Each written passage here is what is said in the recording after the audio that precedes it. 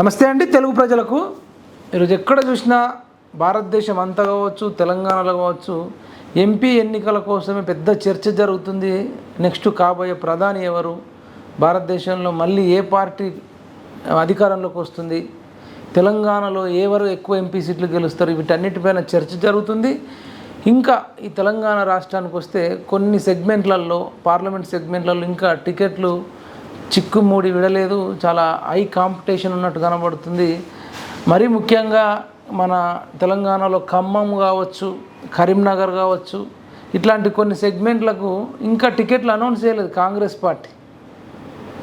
ఎందుకు చెప్తున్నావు Congress party announce చేయలేదంటే, కాంగ్రెస్ పార్టీలో నేను చాలా ఏళ్ళు పనిచేసినన్నా, నేను చాలా సేవ చేసిన అని చెప్పేసి ఒక అన్న మరి ఒక ఇంటర్వ్యూ కావాలి మీ పిఎంఆర్ టీవీ ఛానల్లో అని చెప్పి నన్ను అడగడం జరిగింది.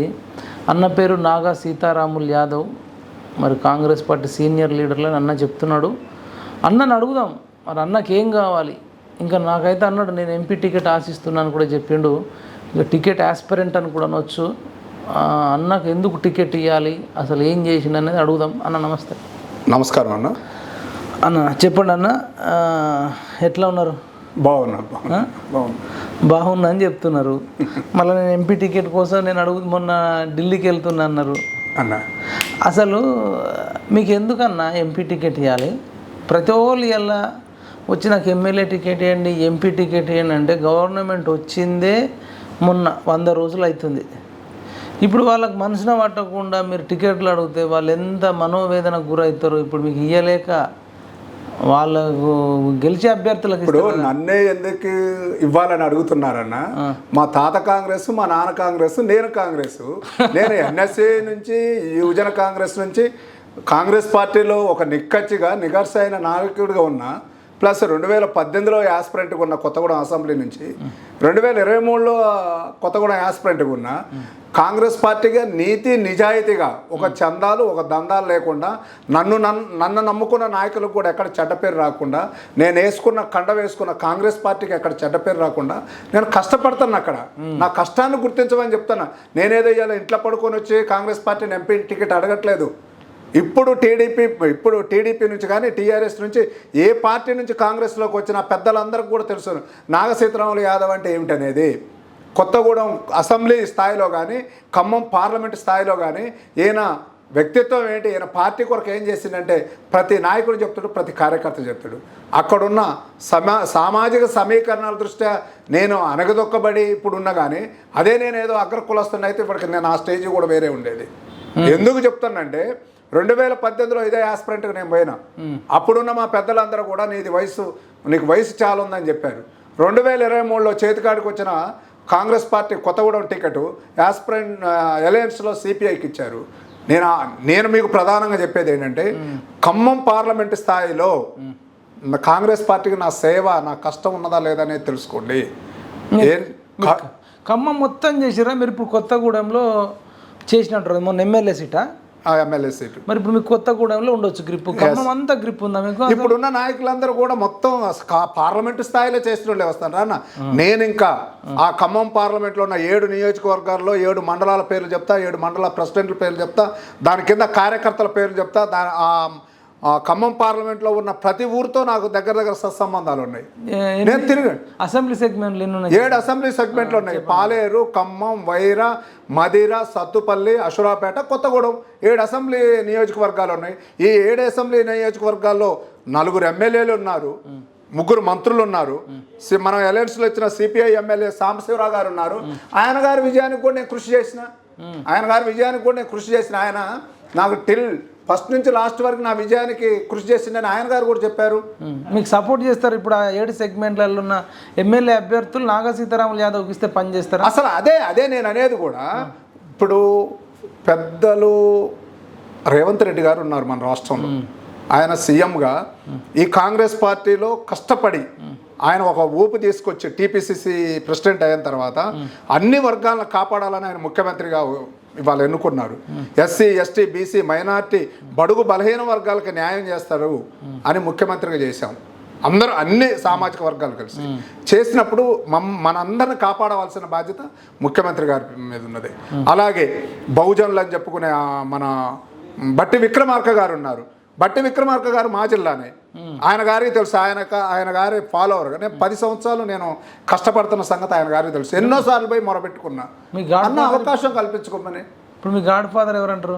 గాడ్ ఫాదర్ అంటే నాకు కాంగ్రెస్ పార్టీ గాడ్ ఫాదర్ అన్న. పార్టీ గాడ్ ఫాదర్, నేను పార్టీ లాయల్టీ కదా. ఇప్పుడు వ్యక్తులు నేను ఎందుకు చెప్తానంటే రేణుకా చౌదరి గారు ఉన్నారు, 2 సార్లు ఎంపీ చేశారు, మొన్న 2019లో నిలిచారు. అడగండి, ఆమె గారు కూడా ఎంతో సుదీర్ఘ రాజకీయ అనుభవం ఉంది కదా. నాగా సీతారామన్ మీకు తెలుసని తెలుసుకోండి. నేను ప్రతి పార్లమెంట్ ఎలక్షన్లో ఆమె కొరకు నిస్వార్థంగా ఒక డబ్బు ఏది ఆశించకుండా పనిచేసిన వ్యక్తిని ఎవరి దగ్గరైనా. దాని తర్వాత కాలక్రమేణా 10 సంవత్సరాల నుంచి అది అయిపోయిన తర్వాత ఈ 10 సంవత్సరాలు బట్టి విక్రమార్క గారితో తిరిగా. ఆయన గారు కూడా గాడ్ ఫాదర్. ఇప్పుడు కాంగ్రెస్ పార్టీ గాడ్ ఫాదర్ అని ఎందుకన్నంటే, కాంగ్రెస్ పార్టీలో నాయకులు మారొచ్చు కానీ పార్టీ మారలే. పార్టీ 140 సంవత్సరాల చరిత్ర గల పార్టీ. దాంట్లో వస్తున్న కాలక్రమేణా అక్కడున్న సమీకరణాల దృష్ట్యా బట్టి విక్రమార్క గారితో 10 సంవత్సరాలు తిరిగా. రీసెంట్గా మొన్న జూలై 2వ తారీఖున పొంగులేటి శ్రీనన్న చేరిన తర్వాత శ్రీనన్న కొత్తగూడెంలో యాస్పిరెంట్ పోటీ చేయాలని ఒక ఆలోచన దానికి వచ్చినప్పుడు శ్రీనన్నతో మాట్లాడి, అన్న మీరు వస్తున్నారు కాబట్టి ఇక్కడ బీసీగా ఒక యాదవ బిడ్డగా నేను ఎప్పటి నుంచో కష్టపడుతున్నా, నాకు అవకాశం ఇవ్వండి అన్నప్పుడు ఆయన పాలేరు వచ్చినప్పుడు కొత్తగూడెం మాకే కదా బీసీ బిడ్డకు ఉన్నది, ఆయన సపోర్ట్ కూడా ఉన్నదని మేము భావిస్తాం కదా. ఇప్పుడు మన అక్కడ సమీకరణాల దృష్ట్యా 3 జనరల్ సీట్లు ఉన్నాయి ఉమ్మడి ఖమ్మం జిల్లాలో.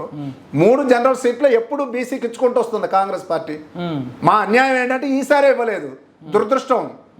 లేకపోతే ఇవాళ ఎమ్మెల్యే నేను కొత్తగూడెంలో లాస్ట్ టికెట్ ఇస్తే మీరు గెలిచేటోళ్ళ 50,000 నుంచి 60,000 ఇవ్వాలి. ఈ నియోజకవర్గంలో ఎవరినన్నా తెలుసుకోండి, కాంగ్రెస్ పార్టీ టికెట్ ఇస్తే 50,000 నుంచి 60,000 వెళ్తుంది. నేను బడుగు బలహీన వర్గాలతోని, ఎస్సీ ఎస్టీ మైనార్టీ వాళ్ళు కాకుండా అన్ని వర్గాలతోని నిత్యం ఉదయం లేస్తే నైట్ 11-12 వరకు కూడా ఇంటికి రాని రోజులు, మా ఇంట్లో అడిగిన రోజులు ఉన్నాయి.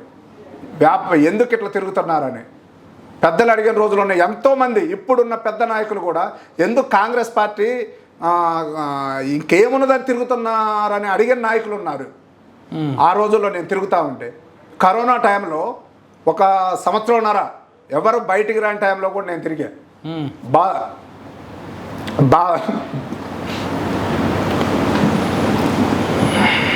నేను అంతా కరోనా టైంలో తిరిగిరానా మీరు?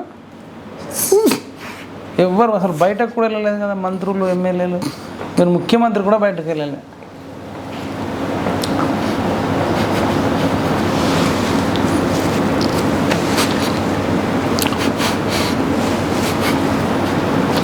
ప్రాణాన్ని అంత కష్టపడి నిజం చెప్పు నాన్న.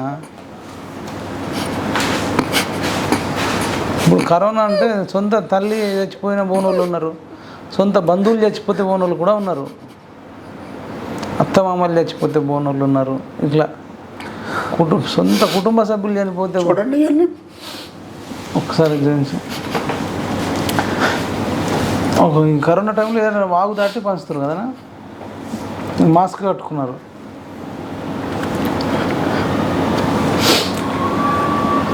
ప్రతి గ్రామం తిరిగినా, ప్రతి వార్డు తిరిగినా వాళ్ళ మనోధైర్యం నేను ఏమి ఇచ్చిననేది కాదు. చూడండి ఇవన్నీ చూపించుకుంటే ఎక్కడెక్కడ తిరిగి చూడండి. ఇక్కడ మనోధైర్యం, వాళ్ళను మనోధైర్యం నింపాలని. అది ఎక్కడ ఏ ఊర్లో ఏం జిల్లా మండలం ఏ నియోజకవర్గం? కొత్తగూడెం నియోజకవర్గంలో ప్రధానంగా ఇప్పుడు కొత్తగూడెం నియోజకవర్గం నా ఆశయం ఏంటంటే కొత్తగూడెం ఎమ్మెల్యే కావాలని అనే ఉద్దేశంతో అక్కడ తిరిగా. ప్రతి వాడవాడ తిరిగా, అన్ని చోట్ల తిరిగి నేనేమి ఇప్పుడు ఇవాళ ఇంట్లో పడుకొని చెప్పట్లేదు. మీరు ఎంక్వైరీ చేయండి. కరోనా టైంలో 1 సంవత్సరం ఎవరు ఏ రాజకీయ నాయకుడు అన్న తిరిగిండా? ఎవరు తిరగలే. అసలు సొంత బంధువులు చచ్చిపోతే పోనోళ్ళు ఉన్నారు. నేను అలాంటి ఇళ్ళకి పోయి వాళ్ళ ఇంటి పక్క వాళ్ళ మంచాల మీద కూర్చొని, మీరు అధైర్యపడకండి, కరోనా ఏది ప్రాణాలు తీసేది కాదు, ఇది ఒక జలుబు లాంటిది, ఇది ఒక జ్వరం లాంటిది, మీరు కావద్దంటే మా కుటుంబం మొత్తం గడగడలాడుకుంటున్నారు ఇంట్లో. వద్దని చెప్తారు కదా మరి కుటుంబ సభ్యులు, కుటుంబం మాట కూడా వినలే. మీరు వినకుండా తిరిగాన్న, మీరు ఎంక్వైరీ చేయండి. ఇప్పుడు కొత్తగూడెంలో ఏ నాయకుడన్నా ఏ చిన్న కార్యకర్తనన్నా చెప్తారు కదా, ఇలా నేను అబద్ధం ఆడితే మీరు తెలుసుకుంటే ఎవరైనా చెప్తారు కదా. అట్లానే అది ఒకటే కాదు కదా, ఈ 10 సంవత్సరాల నుంచి కాంగ్రెస్ పార్టీ ఏది ఇవ్వని పిలుపు, ఏ పార్టీ పిలిపించినా పెట్రోల్ డీజిల్ రేట్లు పెరగని, రైతు సమస్యల మీద కానీ, నిత్యావసర సరుకులు కానీ, ఏ సమస్య వచ్చినా జెండా పట్టుకొని పోయింది ఎవరంటే తెలుసు చెప్తారు కదా. మీరు పిలుపునిస్తే ఎంతమంది వస్తారన్న కొత్తగూడెంలో? ఎంతమంది వస్తారనేది ముఖ్యం కాదన్న, పార్టీని మనం అక్కడ నిలబెట్టామనేది 10 సంవత్సరాల కాలంలో కేసీఆర్ అరాచకాలకి రోడ్డు మీదకి ఒక కాంగ్రెస్ నాయకుడు రాలేదు. కాంగ్రెస్ నాయకులే టీఆర్ఎస్ పార్టీలోకి పోయారు.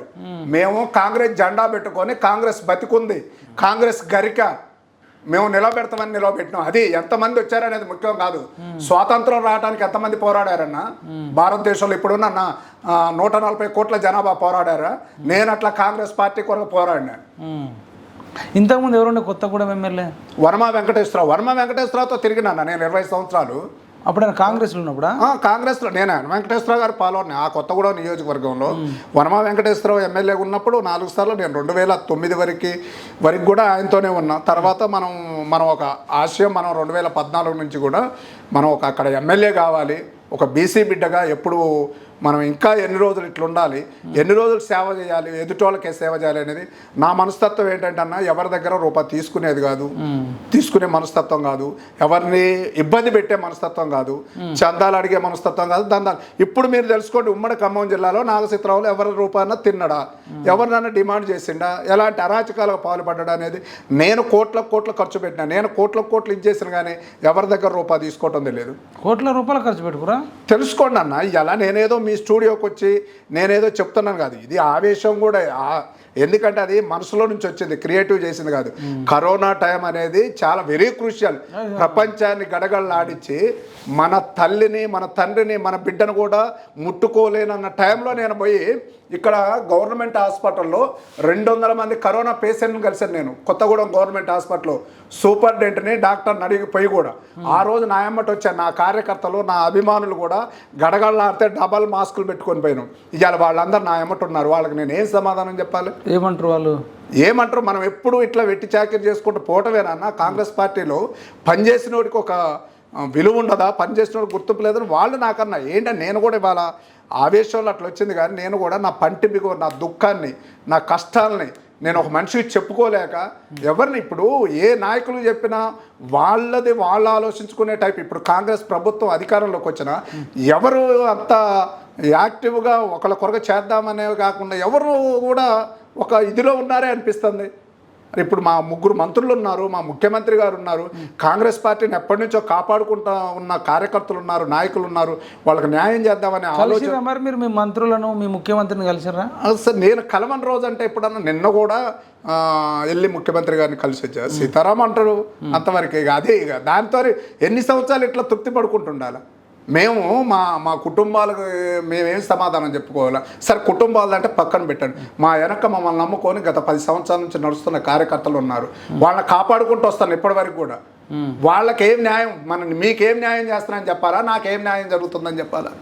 పొంగులేటి శ్రీనాథ్ వచ్చిన రోజు కూడా నాకు నియోజకవర్గాల్లో వివిధ రకాలుగా మాట్లాడారు. కొత్తగూడెం శ్రీనాథ్ వస్తే శ్రీనాథ్తో తిరుగుతూ ఉంటే ఇలా డబ్బులు కమ్ముడు పోయిండని ఇంకొకటి అని మాట్లాడారు. ఇవాళ మీ ముందు చెప్తున్నా, శ్రీనాథ్తో చెప్పే అన్న ఇట్లా అంటున్నారంటే అనుకోని సీతన్న అనేటోళ్ళు అంటారు, నీ వ్యక్తిత్వం ఏంటో నీకు తెలుసు, నాకు తెలుసు అన్నారు. ఇవాళ కూడా నేను అదే నమ్మకంతో ఉన్నా. మొన్న కూడా సీనన్న కలిసా, అన్నా నేను కష్టపడుతున్నా, ఇది చేసా, అటు రేణుకా చౌదరి గారితో తిరిగా, బట్టి గారితో తిరిగా, ఇప్పుడు మీ దగ్గరకు వచ్చా, మీరు న్యాయం చేయాలన్నా, న్యాయం చేయకపోతే నా ఎనుకున్న కార్యకర్తలు బాధపడుతున్నారని కూడా చెప్పారు. సీతన్న టైనాన్ని న్యాయం చేద్దామని అన్నారు. సీఎం గారితో కూడా చెప్పారు సీతన్నకు న్యాయం చేయాలని చెప్పారు.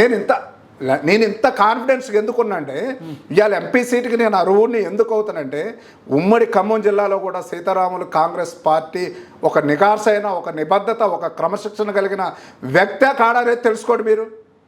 ఏమైనా పార్టీలు మారే వ్యక్తి, పార్టీలు ఇంకో తీరుగా మాట్లాడే వ్యక్తి, కాంగ్రెస్ జెండా పట్టుకొని కండ వేస్తుంటే వాళ్ళే నా కుటుంబ సభ్యులని భావించారు. ఇప్పుడు వనమ వెంకటేశ్వరరావు గారు పార్టీ మారినప్పుడు మీరు మారలేదా టీఆర్ఎస్లోకి? నేను మారితే వాళ్ళ కోర్టులో తీరుదును, పెద్ద పదవులు వచ్చునన్నా. అది కూడా నేను ఇదే చెప్తాను కదా, వనమ వెంకటేశ్వరరావు మారినప్పుడు నా తర్వాత నువ్వే సీతారాం, నా కొడుకు లాంటివి, నా కొడుకుల తర్వాత నువ్వే అని కూడా చెప్పిండు. నీకు మంచి ప్రాధాన్యత ఇస్తాను, నాతో రమ్మని కూడా చెప్పారు. లేదు సార్, మీరు నాకు గౌరవనీయులు, పెద్దోళ్ళు, మన బంధం ఎక్కడి వరకు అంతవరకు విడిపోయింది, విడిపోదామనే ఇప్పటి వరకు కూడా వనమ వెంకటేశ్వరరావు గారి ఇంట్లో కాలు పెట్టడం లేదు. నేను ఎలాంటి నిక్కచ్చుకుంటానో అక్కడ కాంగ్రెస్ అసలు కొత్తగూడెంలో కాంగ్రెస్ అంటే ఎవరు అనేది తెలుసుకోండి.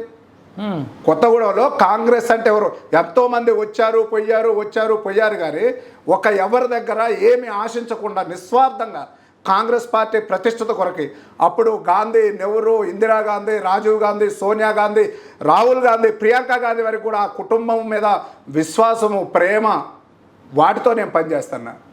అట్లనే ఇప్పుడు ఈ రాష్ట్రంలో వచ్చారు రేవంత్ రెడ్డి గారు, ఒక మంచి కాంగ్రెస్ పార్టీని ఒక ఊపు తీసుకొచ్చి ఇక్కడ ముఖ్యమంత్రి. మా ధ్యేయం కూడా ఈ 10 సంవత్సరాలు టీఆర్ఎస్ పార్టీ వివిధ రకాలుగా కాంగ్రెస్ కార్యకర్తను రోడ్ల మీద తిరగనీలే. నేనే ఉన్న సపోజ్గా నా వ్యాపారాల మీద కన్నేశారు, నన్ను వివిధ రకాలుగా హింసించినా నేను ఎక్కడ వెనక దగ్గర. ఎందుకంటే నా బలం కాంగ్రెస్ పార్టీ, నాకు జెండా అంటుంది, కాంగ్రెస్ కండవ అంటుంది. నాకు ఇప్పుడు కూడా చెప్తాను నాకు కాంగ్రెస్ నరనరాన నేను కాంగ్రెస్ పార్టీ, మా కుటుంబమే కాంగ్రెస్, మేమే కాంగ్రెస్ అని చెప్తున్నాం కదా. ఇవాళ ఇక్కడ మీ ముందు చెప్తాం కాదు, నేను ఏ వేదిక మీద చెప్పినా ఇదే చెప్పాను. నేను ఏ వేదిక మీద చెప్పినా మేమే కాంగ్రెస్ మేమని చెప్తున్నాం. మాలాంటి కరుడు కట్టిన కాంగ్రెస్ సోల్జర్ని ఇప్పుడు కాంగ్రెస్ పార్టీ కాపాడాల్సిన అవసరం ఉంది. ఎందుకంటే ఈ పార్లమెంట్ ఎలక్షన్లు దేశం మొత్తం చూస్తుంది, నాట్ ఓన్లీ స్టేట్. ఈ దేశంలో ఎవరికి ఎలాంటి న్యాయం చేస్తున్నాం.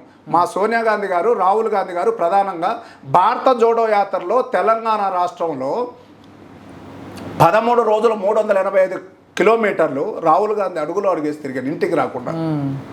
దాంట్లో కుటీరాలు వేస్తే ఆ కుటీరాలలో పడుకొని తిరిగిన. ఇంతకన్నా ఏం చేయాలి చెప్పండి కాంగ్రెస్ పార్టీకి? నేను ఎక్కడ చేయలేదు, నేను ఎందుకు అర్హుని కాదని నేను అడుగుతున్నా. కాంగ్రెస్ పార్టీ రాహుల్ గాంధీ గారు రాహుల్ గాంధీ గారు మనుగూరు వచ్చారు మొన్న అసెంబ్లీ ఎన్నికలు. ఆ రోజు కూడా నేను చేతిలో చేసి మా ఊనా అన్నారు. అన్నారు. కానీ మీకంటే కేసు కష్టపడేటోళ్ళు కూడా చాలా మంది ఉంటారు కదా, అందరికి ఇచ్చుకుంటూ పోతే ఎంతమందికి వస్తారు? అదే చూడండి అంటాను.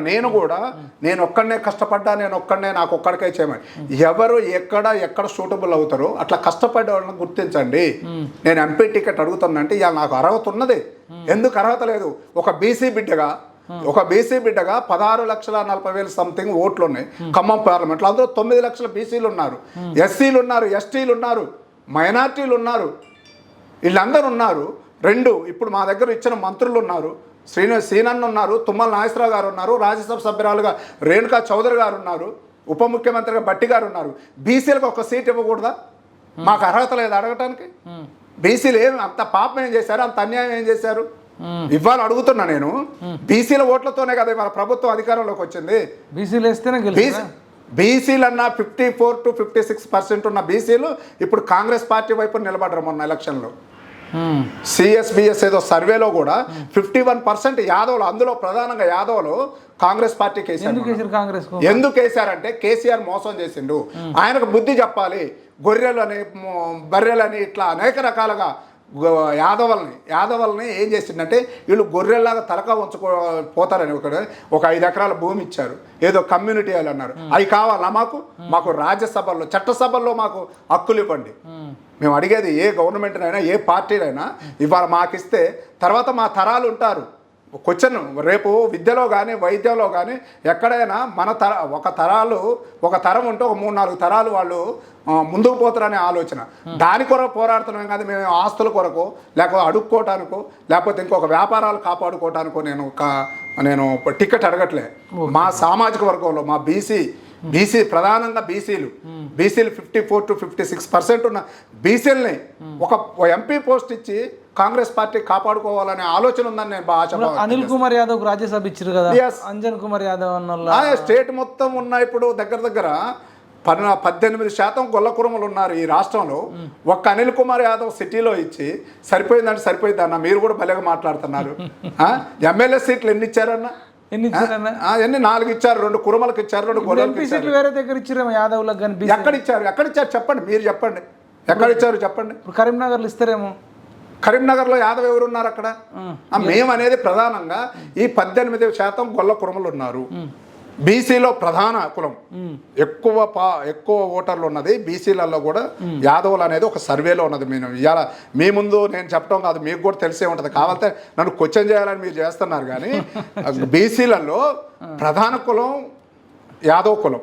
ఈ యాదవ్ కులాన్ని ఎవరు రక్షించుతారో, ఎవరు కాపాడుకుంటారో, ఎవరు ముందుకు తీసుకుపోతారో ముందు తరాలు కూడా ఆ పార్టీ నిలబడింది. ఎందుకంటే బీసీలో యాదవ్ కులం అంటే ఒక ధర్మ కులం అని పేరుంది. ఒక నీతి నిజాయితీ ఉంటామని పేరుంది, ఎవరికి అపకారం చేయమని పేరుంది. ఇలాంటి కులాలను కాపాడుకోవాల్సిన అవసరం ప్రధానంగా కాంగ్రెస్ పార్టీ మీద ఉంది, ప్రధానంగా ఇప్పుడు మా రేవంత్ రెడ్డి అన్న మీద ఉంది. ఎందుకంటే ఆయన ఎన్నో ఆటుపోట్లు తిని ఇవాళ తెలంగాణ రాష్ట్రంలో కాంగ్రెస్ పార్టీ అధికారం తీసుకురావడానికి ఆయన శాయశక్తులు దారబోసిండు, మేము కాదనట్లేదు. కానీ అదే రకంగా మాలాంటి కరడు కట్టిన కాంగ్రెస్ వాదులు చాలా మంది ఉన్నారు, వాళ్ళని ఎక్కడ షూట్ అవుతారో వాళ్ళని కాపాడవలసిన అవసరం కూడా ఆయన మీద ఉంది. ప్రధానంగా మా జిల్లాలో ఉన్న 3 మంత్రులకి నేను చేతులు జోడించి నమస్కరిస్తున్నా ఇప్పటికి కూడా. మీరు 3 కూడా, అలాగే మా రాజ్యసభ సభ్యురాలు రేణుకా చౌదరి గారు కూడా ఉన్నారు.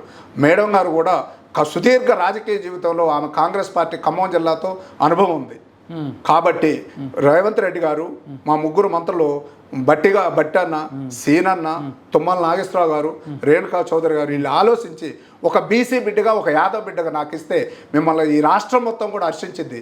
అలాగే ఖమ్మం జిల్లాలో ఉన్న ఎస్సీ, ఎస్టీ, బీసీ మైనార్టీలే కాకుండా అన్ని వర్గాల ప్రజలు కూడా అరే బీసీలకు న్యాయం చేశారు వీళ్ళు 5 కూడా అని ఒక మంచి సందేశాన్ని ఇచ్చి రాహుల్ గాంధీ గారికి కూడా వాళ్ళకి ఇది నన్ను ఒక బహుమతిగా ఇవ్వమని చెప్తున్నా. నిజంగా చెప్పన్నా, అడుగుతున్నా, మీరు ఎక్కువ ఎంచుకుంటారా? మీరు గెలుస్తారా? మీకు టికెట్ ఇచ్చిర్రు అనుకున్నా. మీ ముందు నేను సవాల్ చేసి చెప్తాను, నేనేదో వయసులో చిన్నగా కనపడవచ్చు మీకు, ఇంకోటి కావచ్చు. నేను చెప్తాను ఇవాళ ఖమ్మం జిల్లాలో ఎంపీగా ఒక బీసీ బిడ్డగా నాకు ఇచ్చి చూడమనండి. 2 లక్షల ఓట్ల మెజార్టీతో అక్కడ గెలవకపోతే అప్పుడు అడగండి ఎందుకు నాకు అంత ధైర్యం అని మీరు అడగొచ్చు. ఖమ్మం అంటే కాంగ్రెస్, కాంగ్రెస్ అంటే ఖమ్మం. ఇప్పుడు ఇంతమంది పోటీ పట్టడానికి కూడా వేరే నియోజకవర్గాలు చాలా ఉన్నాయి కదా. ఇప్పుడు హైదరాబాద్లో నుంచోమని అడగమనండి. నేను చెప్పేది నేను వేరే కాదన్నా, నాకు కాంగ్రెస్ పార్టీ తల్లి లాంటిది. ఇంతకుముందు చెప్పా, ఇప్పుడు చెప్పా. నేనేదో మేరుబనం కొరకు చెప్పట్లేదు. కాంగ్రెస్ పార్టీ నాకు తల్లి లాంటిది, ఆ అభిమానం ఉంది. కాంగ్రెస్ పార్టీలో ఏ నాయకులనున్నా నేను గౌరవించే మనిషిని. ఎవరిని నేను ఇక్కడ ఈ వేదిక ముఖంగా చెప్తాను, ఎవరిని కాంగ్రెస్ పార్టీనన్నా కాంగ్రెస్ పార్టీ నాయకులనన్నా నేను ఒప్పుకునే మనిషి కాదు. అలాంటిది ఈ సందర్భం కాబట్టి ఇవాళ నాలో ఉన్న ఆవేశం, నా వెనకున్న కార్యకర్తల ఆ మనోవేదన, రోజుకు 100 ఫోన్లు వస్తున్నాయి. 100 ఫోన్లు చూడండి ఏమంటారు. ఎస్సీ, ఎస్టీ, బీసీ మైనారిటీ అన్న మీకు ఇవాళ పేపర్ స్టేట్మెంట్ చూస్తున్న కానీ ఉదయం నుంచి కూడా ఫోన్లే అన్న, నీలాంటి వాడికి రావాలన్నా, నీలాంటి వాడికి వస్తే మన బడుగు బలైన వర్గాలు ఎప్పుడైతే అప్పుడు తలుపు తడితే నువ్వు వస్తావన్నా, మాకు ఆపద ఉంటే నువ్వు వస్తావన్నా అని ఫోన్ చేసిన వాళ్ళు ఉన్నారు. మెసేజ్లు ఉన్నాయి, ఇందులో మెసేజ్లు ఉన్నాయి, మెసేజ్లు చూడండి. నేను మీతో అబద్ధవాడి ఇవ్వలేదో వీడియో ముందు నేను మేర్పడం కొరకు చెప్పట్లేదు, నా ఆవేదన కాదు, నా వెనకున్న కార్యకర్తల ఆవేదన. ఇప్పుడు నాకు ఏదో పేపర్ కటింగ్ పెట్టారు కదా ఖమ్మం జిల్లాలో, పేపర్లో వచ్చింది.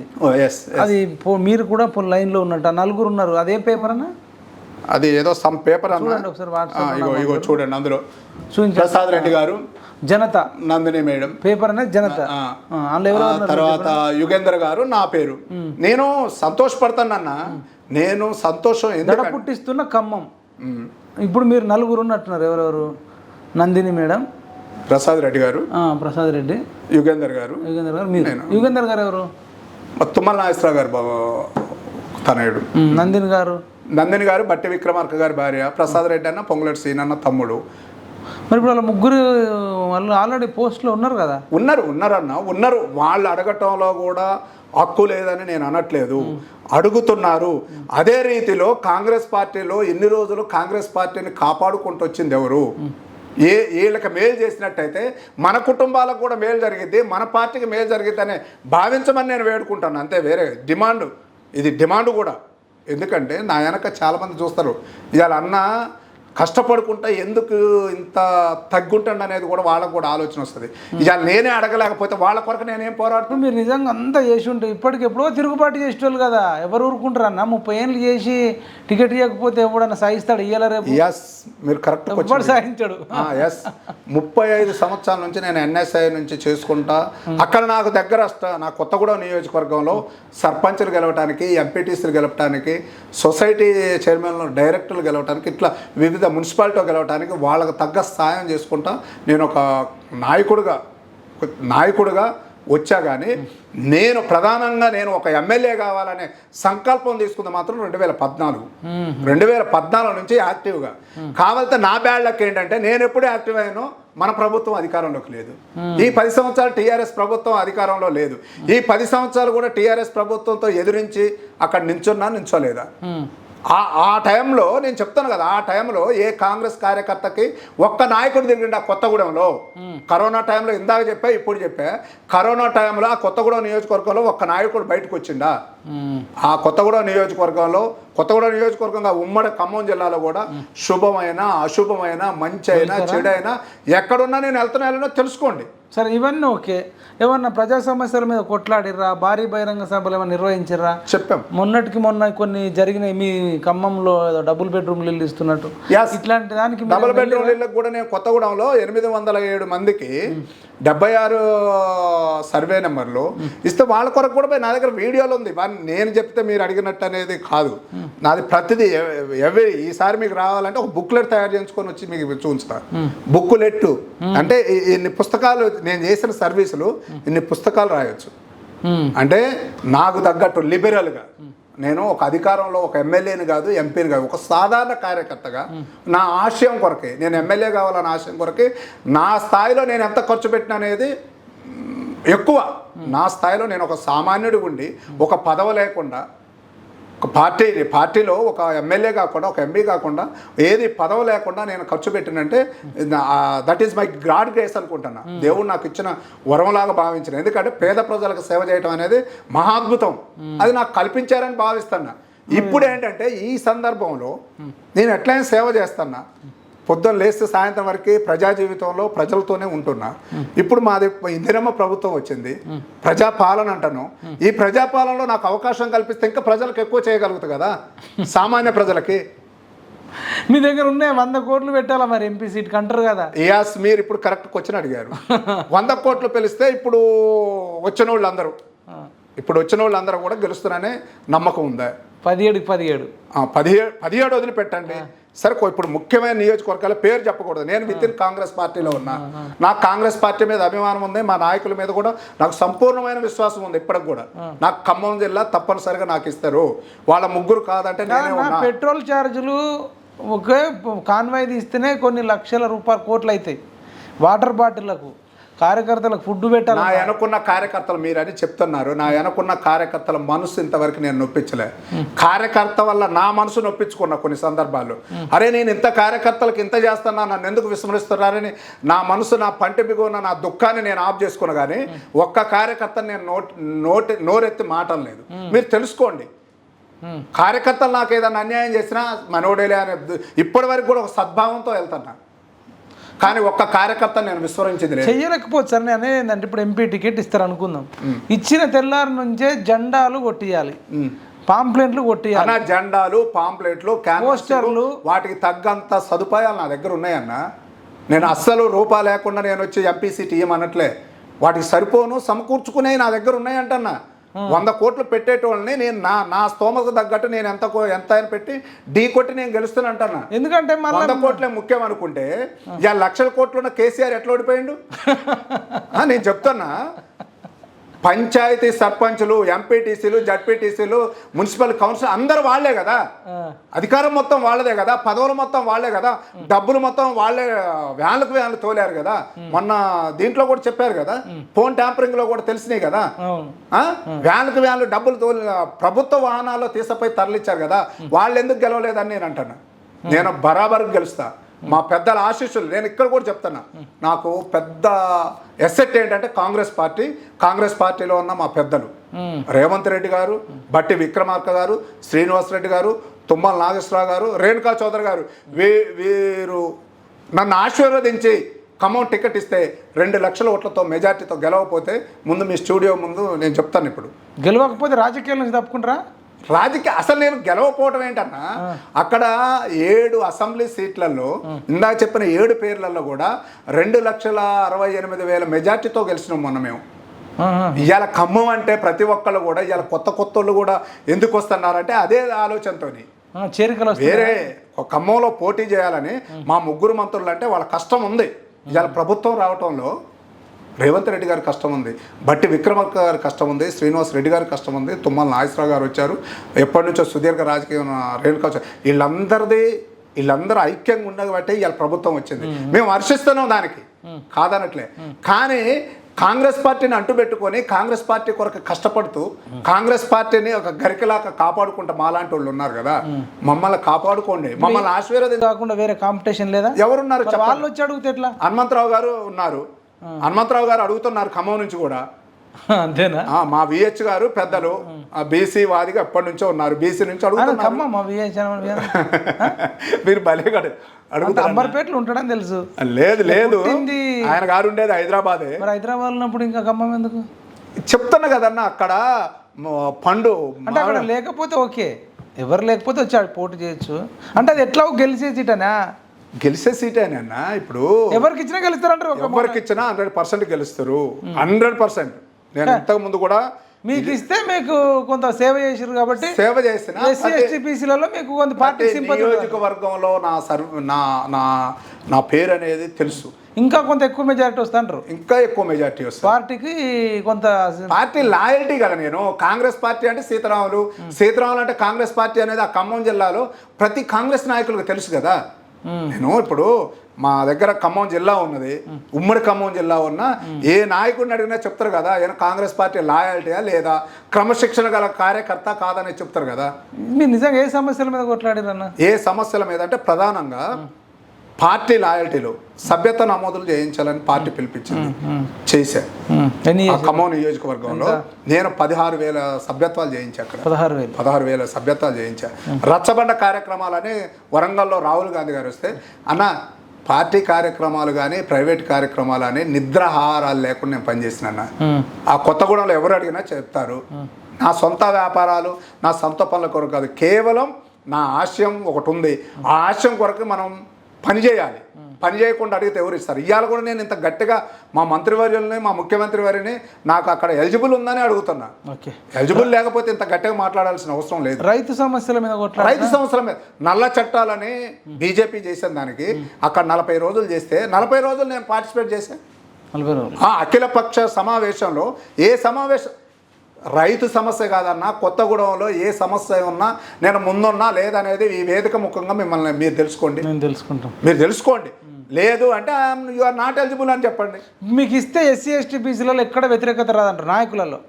ఖమ్మం ఇప్పుడు ఒకటన్నా పార్టీ లైన్లో నేను మాట్లాడేది పార్టీ లైన్. వేరే పార్టీ వాళ్ళు ఉంటే అనొచ్చు, టీఆర్ఎస్ బీఆర్ఎస్ వాళ్ళు ఉంటాడు, ఆయన మన ఎందుకు యాక్సెప్ట్ చేస్తారు? మన పార్టీ లైన్, మీ పార్టీలోనే, మా పార్టీ లైన్లో ఐఆమ్ వెరీ షూటబుల్. ఇక దాంట్లో అందులో ఎలాంటి అనుమానమే లేదు. కింద ఎస్సీ ఎస్టీ బీసీ మైనార్టీ ఉన్నత వర్గాల వాళ్ళు కూడా నేను మొన్న సాంబశివరావు గారికి ఫస్ట్ రోజు నుంచి లాస్ట్ వరకు కష్టపడ్డాను. నేను కూడా కష్టపడ్డా, ఆయన గారికి తెలుసు, ఆయన అడిగినా తెలుసు. ఆయన నాకు లెటర్ ఇచ్చారు, since first day to till winnowing వరకు కూడా కష్టపడ్డాడు, స్ట్రాంగ్ యాస్పిరెంట్ అని ఆయన గారు కూడా చెప్తున్నారు కదా. నేనే ఇప్పుడు ఆయన స్టేట్ సెక్రటరీ కదా, సిపిఐ ఎమ్మెల్యేగా ఉన్నాడు కదా, నేను చెప్తే ఏదో ఇవ్వరు కదా, నా కష్టాన్ని గుర్తించే కదా. నేను నిస్వార్థంగా రూపాయి తీసుకోకుండా ఇవాళ ఎక్కడ రూపాయి వస్తుందనేది చూసే నాయకులు కూడా ఉన్నారు. నేను ఎక్కడ రూపాయి కొరకు ఆశించలేదు. ఇలా సీనన్న వచ్చిందంటే సీనన్న కొరకే నా ఆశయం నెరవేరాలి. ఆయన బీసీగా అయితే నాకు అవకాశం ఇస్తున్నాడు అనే ఆశయంతోనే నేను కొత్తగూడెంలో ఆయన ఎమ్మడి తిరిగా గడప గడపకి 3 నెలలు కార్యక్రమం చేస్తున్నాం. అక్కడ గడప గడపకి ఆ ఫోటోలు కూడా ఉన్నాయి. మేము కొత్తగూడెంలో గడప గడప కార్యక్రమాలు చేసినవి కూడా 3 నెలలు చేసినాం. ఆ 3 నెలలు చేసిన ఫోటోలు కూడా ఉన్నాయి. ఇప్పుడు ఏదైనా ఇక్కడ చెప్తే అబద్ధాలు చెప్తే ఇంతేలే అనుకుంటారు, నాకు అబద్ధం చెప్పాల్సిన అవసరం లేదు. అదే మొత్తం మీ పేరు పరిశీలన అంటారు, ఏఐసిసి పరిశీలనలు ఉందని చెప్తున్నారు. ఏది బీసీగా లైన్లో తీసుకున్నప్పుడు ఓసీలతో పాటు 3 మంత్రుల కుటుంబ సభ్యులతో పాటు మేము కూడా ఉన్నామనేది ఉండమని చెప్పడం కాదు. ఉండకపోవటానికి నేనేమి కాంగ్రెస్ పార్టీ లాయల్ కార్యకర్తను. నేను ఇప్పుడు వచ్చిన వాళ్ళకి దగ్గర ఇప్పుడు 4-5కి ఇచ్చారు. నేను ఇక్కడ సమీకరణాలు బట్టి హైదరాబాదు సికింద్రాబాద్లో కొంత మనం వీక్గా ఉన్నాం అనేది మా రేవంత్ రెడ్డి గారు ఆలోచించి చేయొచ్చు. నేను కాదనట్లా, ఏదైనా పార్టీ శ్రేయస్ కొరకే చేస్తున్నారు. అట్లనే పార్టీని కాపాడే వాళ్ళు కూడా గుర్తించమని అంటాను నేను. పార్టీ శ్రేయస్ ఎంత ముఖ్యమో పార్టీని కాపాడిన వాళ్ళు గుర్తించకపోతే రేపు మనం అనుకున్న కార్యకర్తలు చాలా నిరాశపడే పరిస్థితుల్లో ఉన్నారు. ఇప్పటికే కాంగ్రెస్ పార్టీ 10 సంవత్సరాల తర్వాత అధికారంలోకి వచ్చింది. కేసులు ఉన్నాయన్న మా మీద, పోలీస్ స్టేషన్లో తీసుకుపోయారు. ఎన్నో రకాలుగా చెప్పుకుంటే కడుపు చెప్పుకుంటే కాళ్ళ మీద పడింది, కానీ మేము దాచుకుంటున్నాం ఇప్పటికి కూడా. ఎందుకంటే మీ ఒక్కరి బాధనా లేదంటే కాంగ్రెస్ చాలా మంది ఉన్నారు, నేను అది కూడా నా ఒక్కడి బాధ అనట్లే, నాలాంటి కార్యకర్తలు ఈ తెలంగాణ రాష్ట్రంలో చాలా మంది ఉన్నారు. అనుకున్న పోస్టులు రాకపోవడం, అనుకున్న పోస్టులు, అది కూడా చెప్తాను, అనుకున్న పోస్టులు అంటే ఇప్పుడే 4 నెలలు అవుతుంది ప్రభుత్వం వచ్చి, ముందు ఉంది, వస్తాయి కాదనట్లేదు, కానీ ఇప్పుడు ఎవరు అర్హత తగ్గట్టు వాళ్ళని గుర్తించండి అని అంటున్నా. మీకు ఒకవేళ ఎంపీ సీటు ఇట్లా కాదు, ఏదైనా నామినేటెడ్ ఇస్తాం కొంచెం ఆగు అని అంటే మీరు నామినేటెడ్, మొన్న ఎమ్మెల్యే సీట్ అప్పుడు కూడా నామినేటెడ్ ఇస్తానన్నారన్న, మొన్నటి వాటిలో కూడా నా పేరు లేకపోతే నేను బాధపడలే, ఎందుకంటే నేను ఒక ఆశయంతో ఎంపీకి నేను అప్లికేషన్ పెట్టుకుని ఉన్నా, ఎంపీలోనే అవకాశం దొరికిద్దేమో అనే ఆలోచనతో ఉన్నా. నాకు నామినేటెడ్ పోస్టుల గురించి ఇంకో దాని నా ఆశయం కొత్తగూడెం ఎమ్మెల్యేకి కావాలని, దానికి తగ్గట్టు ఫుల్ ప్లెడ్జ్గా పనిచేస్తాను. అట్లాగే ఇప్పుడు ఎంపీగా వేసిన నా కష్టాన్ని గుర్తించి, నా లాయల్టీని గుర్తించి నాకు అవకాశం ఇస్తారని మా పెద్దలు కాంగ్రెస్ పార్టీ వాళ్ళని, నాకు సంపూర్ణమైన విశ్వాసం ఉంది. ఇప్పటికే నేనేమి నిరాశతో లేను. కరీంనగర్ లాంటిది ఇస్తే పోతారా? కరీంనగర్ నా ఖమ్మం నాదైతే కరీంనగర్ హైదరాబాద్ ఇప్పిస్తున్నట్రేమో మీరు, ఇంకా మీరు ఎట్లా మాట్లాడుతున్నారు? కరీంనగర్ అసలు నాకు ముక్కు ముఖం తెలియదు. కరీంనగర్ నేను ఎవరు అంటారు. ఇప్పుడు ఖమ్మంలో పోతే ఎక్కడికి పోయినా 10 మంది ఉంటే 5 కన్నా తెలుసుంటా నేను. మరి నీకు కూడా చెప్తే మీరు షాక్ అవుతారు. చేవెళ్ళ నియోజకవర్గం ఉంది, పట్నం మహేందర్ రెడ్డి వాళ్ళ భార్య సునీత రెడ్డి, ఆమెను తీసుకొచ్చి మల్కాజ్, అదంటే విత్ ఇన్ ది హైదరాబాద్ కదన్నా సరే అనుకుందాం, మీరు గ్రేటర్ హైదరాబాద్ లో ఇక్కడ అడ్జస్ట్ కవర్ చేశారు. ఇప్పుడు రంజిత్ రెడ్డి నుండి చేవేళ్ళు, ఆయన టీఆర్ఎస్లో ఉండే, మొన్న టికెట్ ఇచ్చినాక కూడా ఆయన మారి ఇప్పుడు కాంగ్రెస్ నుంచి నేను జాయిన్ అవుతా అన్నాడు. ఆయనది ఎక్కడో తెలుసా, అటు కరీంనగర్ వరంగల్ అంటారు, కాకపోతే సిట్టింగ్ నన్ను సస్పెన్స్ లో పెట్టి దయచేసి ఏంటంటే, నేను with in the Congress party loyalty నేను మీకు ముందే చెప్పిన, నేను పెద్దల ఆశీర్వాదం. రేవంత్ రెడ్డి గారు కూడా కొడంగల్ నుంచి వచ్చి మల్కాజ్గిరిలో పోటీ చేసి ఎంపీగా గెలిచిండు. అవును, అంటే ఇప్పుడు రేవంత్ రెడ్డి గారు జడ్పీటీసీ నుంచి ఫైట్ చేసుకుంటూ వచ్చాడు. ఆయన ఒక స్ట్రక్చర్ ఉన్న నాయకుడు ఈ తెలంగాణ రాష్ట్రంలో, ఒక స్ట్రక్చర్ ఉన్న ఇప్పుడు మాకు కూడా అట్లేదన్న అవకాశం ఇస్తేనే కదా నేను అనేది. నేను కూడా ఈ తెలంగాణ రాష్ట్రంలో పాపులర్ కావాలా, నాగశీతలం తెలియాలంటే ఖమ్మం ఎంపీ సీట్ ఇస్తేనే కదా తెలిసేది. లేకపోతే మొన్న కొత్తగూడెం అసెంబ్లీ సీట్ ఇస్తే నేను అసెంబ్లీలో కూర్చున్నాను కదా, తెలంగాణ రాష్ట్రం తెలిసేది కదా. నేను అనేది ఏంటంటే, ఒక స్ట్రక్చర్ వచ్చిన తర్వాత ఎక్కడైనా పోయి నుంచోవచ్చు. ఇప్పుడు మనం అనేది ముందు ప్రజలకు తెలియాలంటే పార్టీ మేము పార్టీకి పడ్డ కష్టాన్ని మేము ఉట్టెకి కూడా అడగట్లే. నా కష్టం ఉన్నదా, నా లాయల్టీ ఉందా, నా నిజాయితీ ఉంది, నేను పార్టీకి ఎలాంటి నిబద్ధతతో చేస్తున్నా, విత్ ఇన్ ది పార్టీలో పార్టీ ఉన్న నియమ నిబంధనలకి అనుగుణంగా చేస్తాడా చేయట్లేదని గుర్తించమని నేను కోరుకుంటున్నా. ఇప్పుడు ఇంకేమేమి సీట్లు ఉన్నాయని అనౌన్స్ చేసేటి? ఖమ్మం, కరీంనగర్, హైదరాబాద్ 3 ఉన్నాయి. హైదరాబాద్ కూడా ఇవ్వలే. హైదరాబాద్ కూడా ఇవ్వలే. ఇచ్చిన అసద్ బాయ్కే ఎక్కువ అవకాశం ఉంటుందేమో చెప్పలేదు. అదే దాదాపు మైనార్టీకి ఇస్తారన్న. కరీంనగర్, ఖమ్మం ఉన్నది. మొన్న మా ఇన్ఛార్జ్ ఇప్పుడు హైదరాబాద్ నుంచి ఇస్తే చేస్తారా? వద్దన్న, ఇలాంటి క్వశ్చన్ రాకండి. నాకు హైదరాబాద్ నాకు నా ఖమ్మం జిల్లా ప్రజలకు సేవ చేయాలనేదే ముఖ్యం కోరిక ఉంది. ఎందుకంటే వాళ్ళతో నాకు మా యాదవ కులంలో ఉన్న 3 లక్షల ఓటర్లు ఉన్నారు. 3 లక్షలు ఉన్నారు. 9 లక్షలు బీసీలలో ఇస్తే ఇస్తారు. దాదాపు 2 లక్షల, దాదాపు 80% వేస్తారని నమ్మకం ఉందన్న. నేను మీకు ఈ సందర్భంగా చెప్తున్నా, నాకే ఇస్తే ఒక వివాద రైతుడు, ఒక విద్యావంతుడు, అన్ని వర్గాలతో కలిసి ఉండేటోడు, అన్న అంటే నేను ఉన్నాననేటోడు అనేది నాకు ఒక చిన్న టైటిల్ అనేది, పేరు అనేది ఉంది. అన్న అంటే నేను ప్రతి ఒక్కరిని, చిన్న పెద్దను కూడా అన్న అని పిలిచేటోడిని. ఇలాంటి వ్యక్తికి ఇచ్చుకుంటే రేపు మన వర్గాలు, రేపు మా పిల్లల భవిష్యత్తుకి, ఉద్యోగాలు కానీ, విద్యలకు కానీ, దేనికో ఒక చోట ఉపయోగపడతాడని 80% యాదవులు నాకు ఓట్లేయడానికి సిద్ధంగా ఉన్నారు. అవును, కానీ ఇప్పుడు మీకనే కాదు, మొత్తానికి యాదవులలో ఒక్క టికెట్ ఇయ్యలేరు అనేది మీరు చెప్తున్నారు. అందుకని నాకు అర్థమవుతుంది. మొత్తం 17 మీరు పరిశీలన చేయండి, నా దగ్గర లిస్ట్ కూడా. మరి ఇప్పుడు ఫర్ ఎగ్జాంపుల్ మీకు కూడా ఇయ్యలేరు అనుకుందాం, అప్పుడు 0 అవుతుంది యాదవులకు. మరి యాదవుల ఓట్లు ఎట్లా అడుగుతారు మీరు ఎంపీ సెగ్మెంట్లో? పెద్ద మీరు అంటే జనరల్గా అడుగుతారు. లార్జ్ కమ్యూనిటీ, మీరు లార్జెస్ట్ కమ్యూనిటీ ఇన్ ఇండియా. బీసీలలో not only Telangana, largest community. Akhilesh Yadav support కావాలి. అఖిలేష్ యాదవ్ ఉన్నాడు, తేజస్వి ప్రసాద్. నేను ఇవాళ వేదిక మొత్తం గొప్ప చెప్పుకోవటం కాదు కానీ అన్న, యాదవులు ఈ రాష్ట్రాలని ఉత్తరప్రదేశ్ వెళ్ళారు, బీహార్ ఏలారు, శరద్ పవార్ గారు ఏలారు, ముఖ్యమంత్రులు అయ్యారు.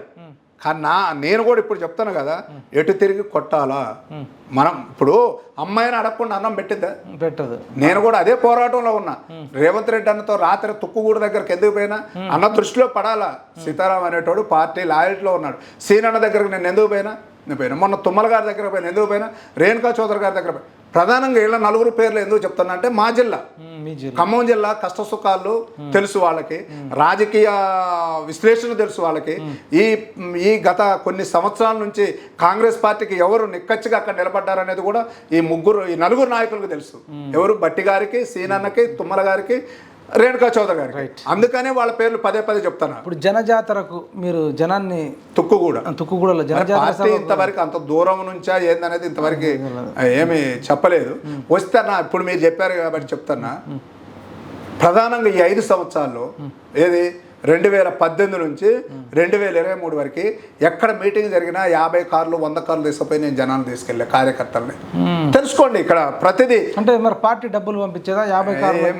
మా పార్టీ దగ్గర అధికారంలోనే లేవా ఈ 10 సంవత్సరాల నుంచి. మమ్మల్ని వివిధ రకాల సొంత డబ్బులతో 50 కార్లు కార్యకర్తలను అడగండి.